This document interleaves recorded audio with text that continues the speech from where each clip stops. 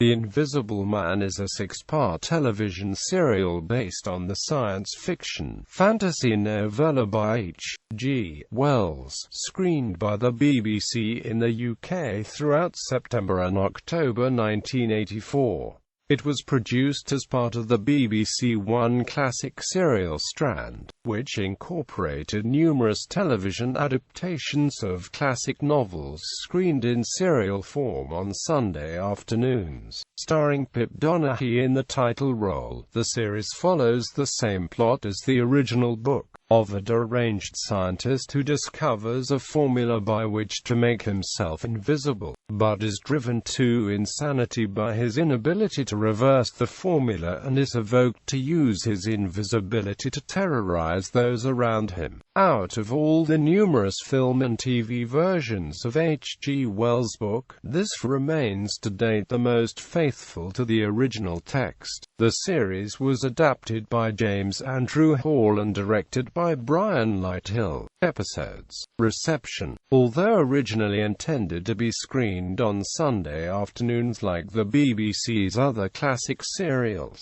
it was instead shown in a Tuesday evening slot after the BBC's head of drama declared the serial was too frightening for a Sunday afternoon, far too horrific. The public reception to the serial was less than enthusiastic, with viewing figures averaging 7.4 million with an overall appreciation index of only 49.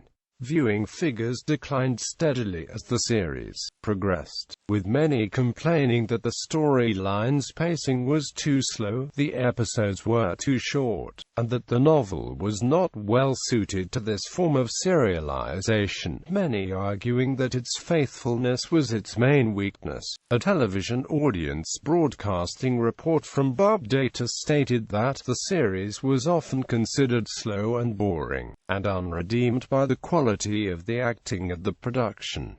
Pip Donaghy's performance, nevertheless, was described as well-received. Despite not being particularly successful at home, the serial achieved surprising success abroad, particularly in the Soviet Union, where it was reported to have attracted over 64 million viewers. The serial was never repeated by the BBC, and remained almost forgotten until a DVD release in 2005.